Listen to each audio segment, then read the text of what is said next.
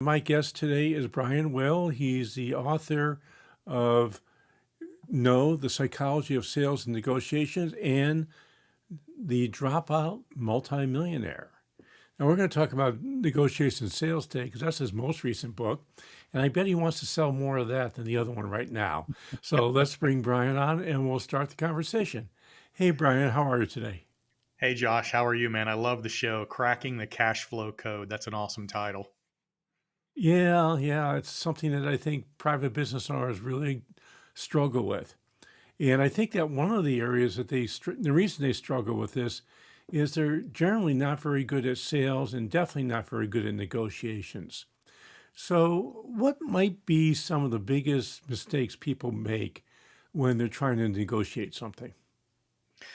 I think it goes back to something you just said, and a lot of times the challenges with I call them the $1 million to $10 million revenue entrepreneurs is that a lot of times they're either trying to be the salesperson and negotiator when it's not their skill set, and they've got a little bit of an ego problem potentially that wants to keep them in that role when they should be hiring somebody who's really good at it and letting them do what they do best, which could be the technical side of the managerial side. So the first thing I always tell people is, are you really the salesperson? And is that really what you're good at?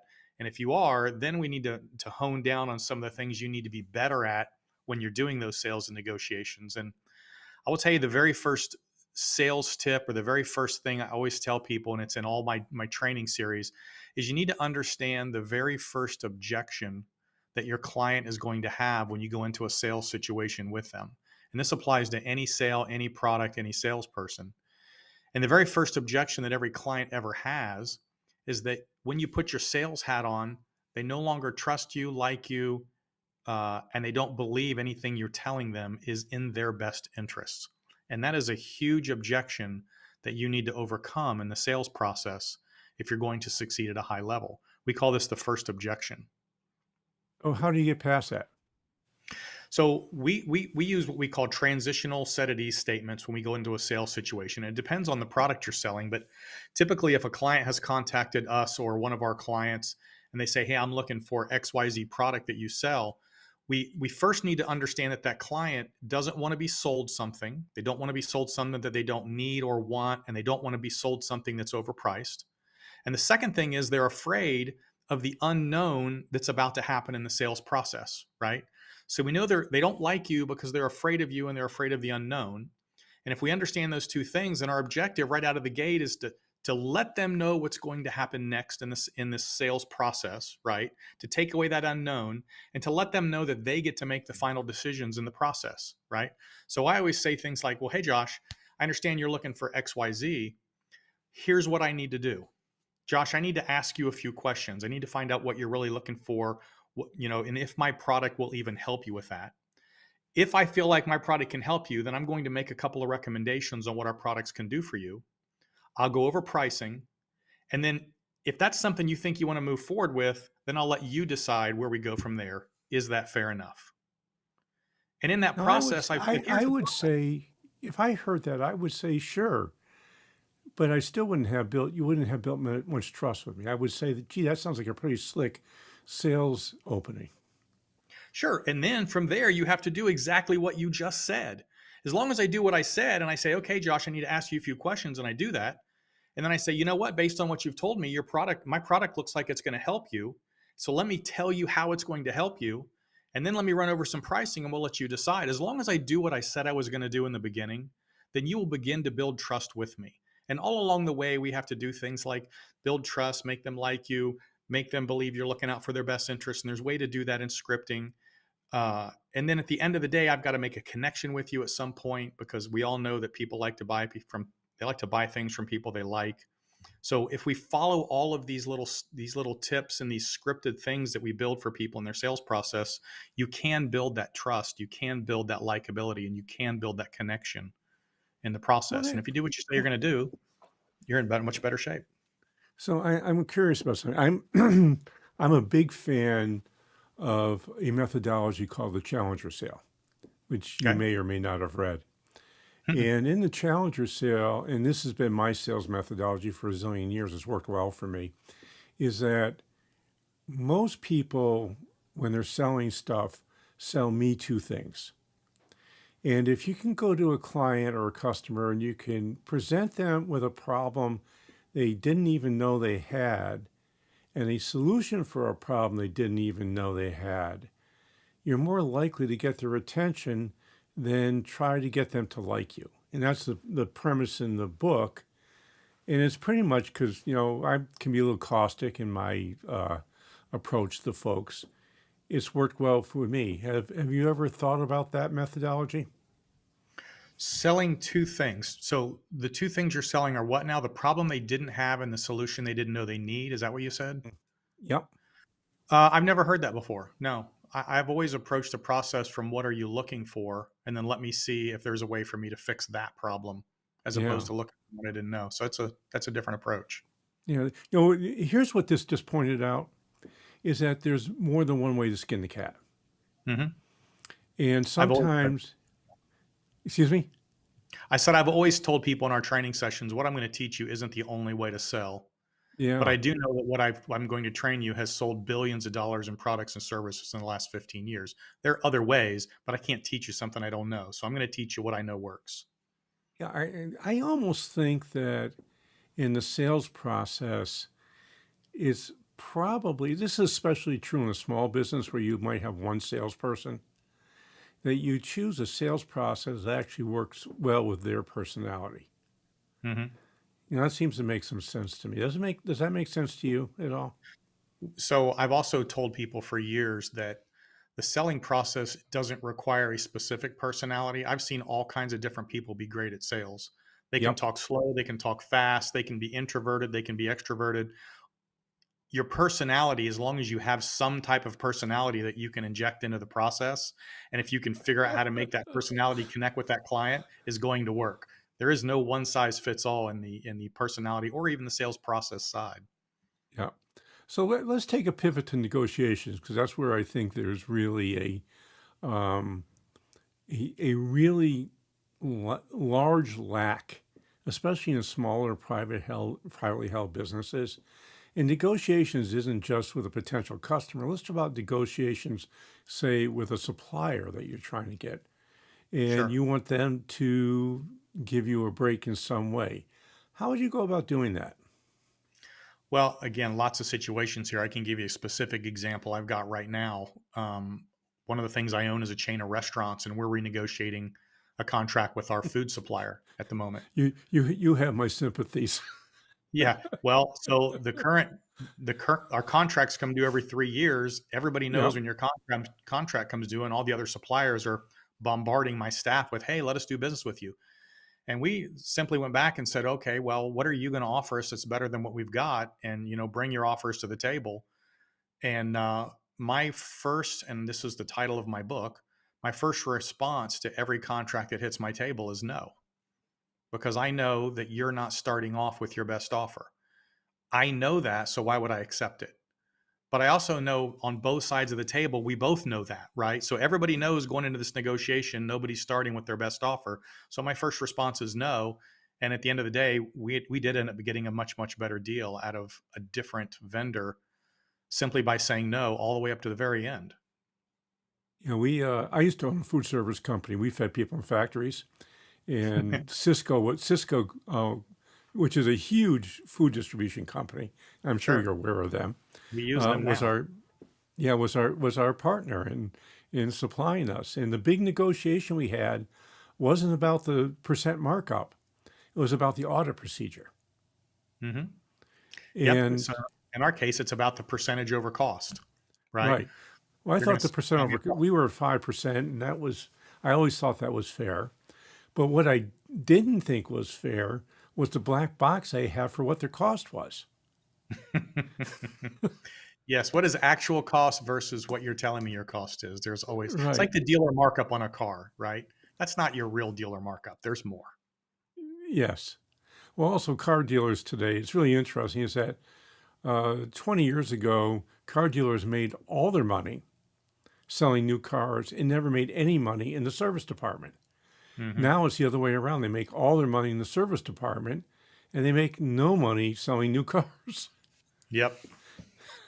Yep, I use a lot of auto dealership examples in the book. No, it's I call it Skippy the car salesman. Oh, well, tell us about Skippy because that might be a little bit interesting. I always use car sales because it's such an obvious one that everybody's been out, almost everybody's been out and bought a car. And so they've all experienced the Skippy experience, right? I call him Skippy the lot stalker. As soon as you walk on the car lot, he's stalking you about 5 cars away and he's starting to close in on you. And, your immediate reaction as a human being is to try to avoid him, right? So we're getting back to that first objection as I know this guy's not going to tell me the truth. I know he's not going to give me the best deal. And I really don't want to talk to him because I'm afraid he's going to use some magic sales voodoo line on me that's going to make me do something I don't want to do. Right. So we avoid him. And even when he comes up, the worst thing you can ever ask a client, which car salesmen do all the time, is what's your budget? Because anytime you ask me what my budget is, I'm going to lie to you and I'm going to make my budget lower than what it actually is. So if I already know that as a salesperson, why would I ask that question? And if I already know that as a person, that you're gonna ask me that question, I know I'm gonna lie. So we have this cooperative lying process that goes on between me and Skippy the car salesman. That's this dance that we have to do, and we talk about that a lot in the book. And how did the car industry get around that? They went to no haggle pricing, right? They just put the price on the car, and we don't have to worry about Skippy. Yeah, although they now it's the haggle over the trade-in. There's always that too. So The first price they give you is not going to be their best price. So yeah, again, we're back to this. We have to understand the word no is almost the first thing everybody always says. No, I you can't know, accept your I price. I won't offer that to you. I never have understood car salespeople, and this is I'll give you another car person example. I walk into a dealership, and they never ask me what's important to you about a new car. Hmm. Yeah, I would tell you my best car experience I talk about in the book is when I went in to buy my first really expensive vehicle. And I remember I got to the lot and nobody was there on the lot stalking me. And I finally had questions and I walked inside and I'm looking around for somebody and there was a guy in his office and he motioned to me and I came over. He said, how can I help you? And I said, well, I'm interested in a car. He goes, well, have a seat on my couch. And I sat on his couch and he just started talking to me. Like he wasn't trying to sell me anything. He was asking me about what I wanted, what I was looking for. And then he literally said, well, you know what? I got a couple cars that I could recommend to you based on what you've told me, which is, by the way, where I get back to my first example. And I Right. said, really? And it was like a totally different sales process that I was completely comfortable with. But he wasn't trying to sell me anything. He was really trying to dig into what I was looking for and what might work for me best. And he ended up selling me a car that day. That's a great car salesman. That's a Yeah. great salesman, period, by the way. It's not whether he's selling cars or anything else, is that he talked to you, treated you like a person, like a human being, and not like a mark. Yes.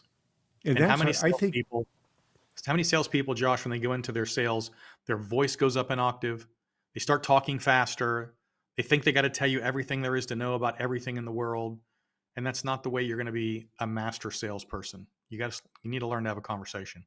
yeah. I mean, when I buy a car, there's actually three things I care about. And if they don't find out what those three things are, they're not selling me the car. And what are your three things? My three things are I'm 6'5", so it has to have enough room for me to fit. Okay. There's a hill that I drive up all the time that's really steep, and I don't want the car to slow down going up the hill. I want to have enough power to get up the hill, and I want to have a reasonably good stereo in there because I'm a music freak. All right. So if I had a car that had lots of leg room, enough power to get up the hill, and a good stereo, that'd be something you'd be interested in. It's something I would consider. All right. I got a couple options I'd like to show you. If you want to walk this way with me, I'll show you what we got. And that's how you do it. Yeah, that's exactly how I bought my It last doesn't car. require slick sales lines or anything else. What does Josh want? Right. Let's make a recommendation. So we're going to move into negotiations with cars for a minute because this is my pep. I don't know why we're doing this with car dealers, but I like to dump on. But here's another way that I think if you're in a negotiation process, don't let a middleman get in the way. And this is how it happens in the car dealership. And it drives me crazy. And I'll tell you my solution if you're interested. Yeah, fire away. You go into a car dealership, you talking to the salesperson, you start getting into price, and then they start wandering back and forth to their sales manager who's sitting in a stupid booth like they're above everybody in the middle of the showroom. Mhm. If somebody insists on doing that, they're not selling me a car. Right. But if I'm interested in buying a car, there's one thing I always do. And it's the one thing I would recommend anybody listening to this podcast episode do. What do you think that is? I don't know what you do. I know what I do, but I'm What do curious you as to what do? you do. I What do you do? leave and I leave and I call them back on the phone and negotiate over the phone. That's what I do Oh, because that way what they I can't play the do, game with me. what I do is I say, if your sales manager is not going to come over and sit down and join this conversation, we're done. That's another one. Yeah. You set the stage, you take control. Yes. Yes. And that's really, I mean, think what you just did there, you said is really an important thing for folks to understand is that you take control. And it isn't obnoxious control, as you set the parameters that puts people on their heels, which gives you a negotiation advantage. Yes. And always be willing to walk away. And in particularly car sales, a lot of times you will need to walk away. And half the time they will call you back later and give you what you wanted. Well, this is also true in business sales. I mean, I just sold a business recently for a client of ours. And unfortunately, it was to a private equity group. And I have a real dislike with trying to sell businesses to private equity because they tend to jump through hoops which are totally unnecessary and put steps in the way which are totally unnecessary. And I think we walked away 4 or 5 times Hmm. for them to get the message. Yep. Walking away is a very, very powerful tool in negotiation. Yeah, I mean, the truth It's is, if fear you of loss. can't, if you can't afford to walk away, you should never start a negotiation. Yep. The fear of loss and the fear of loss and the willing to walk away are two very, very powerful tools in negotiation. There's something else is not understanding the process. And Hmm. again, we'll go back to a business sale. One of the things that I think we do, when I help someone go through a sale, is we help them understand what due diligence is all about and what's likely to happen before due diligence. Now, I know the first time I tried to sell a business and due diligence reared its lovely head, I basically told the buyer to screw themselves and walked away because I was so insulted by what they did. Now, Hmm. they didn't do it especially smart. They came back 2 years later, by the way, and ended up buying the business and stopped with all the junk they did the first time around. Right. But, but the truth is, buyers are pros as a rule because they Hmm. buy multiple businesses, and sellers are rookies. Hmm. And the reason you need a good intermediary, and I'm going to bet you cover this in your book, is that you need a pro on your side to counteract the pro on their side. That's exactly right. You've got to have somebody that's good at what they're doing against you, which is negotiation. Yes. Yeah. Hmm. And the truth is, especially in a business sale, there's nothing that's really not negotiable. Correct. I Yes. actually found out I almost went bankrupt in my first business for a whole variety of reasons. We won't go into that, but we had to change fixed costs. And Okay. everyone says fixed costs are fixed. And what I learned in that, there's no such thing as a fixed cost. If you can present the alternative of what's going to happen if you don't play ball, and that alternative is a lot worse than what playing ball is, you're Hmm. likely to get changes that nobody ever believed you could do. Well, people get comfortable with what they're doing and don't want to believe that it can be changed and fixed. That's kind of the deal. It's a comfort problem. Yeah, that's been my experience along the way. Yeah. It's really interesting is that, this goes back to my food service. We were at over 90 days with our suppliers, and the reason was I couldn't read a balance sheet and a profit and loss statement. We were Yep. profitable, but running out of cash, which can happen, Right. by the way. Yep. And we ended up renegotiating with all our major suppliers, and we went to them and said, here's the deal. I go bankrupt, you get pennies in the dollar. We renegotiate, I pay you COD going forward, and we term out what I owe you. In 2 years, you're all paid off and you still have a good customer. What would you prefer to have? Yeah. The first set of restaurants I bought, I had that negotiation with the landlords. We bought 4 restaurants, and the landlord said, "Well, he's 6 months behind in the rent." I said, "Well, here's your choice. He can go bankrupt. I'll take over the business, run it for the next year, paying you nothing. Or here's my balance sheet. Here's my uh, personal financial statement. I'll pay you from today going forward. You're just going to have to not worry about what he owes you. So either take my money today going forward, or he's going to go bankrupt and you're screwed for the next year. So there's your choice. Which one do you want to do? And they Right. decided to go with me. Yeah. So what that speaks to, Brian, is toughness. Mm-hmm. If you're going to be a good negotiator, you have to be pretty tough, and you have to be willing to say the hard things. Does that make Yeah. sense to you? Yeah. I'll tell you, my funny story there is we went the same restaurant deal. He owed the federal government and he owed the state of Georgia.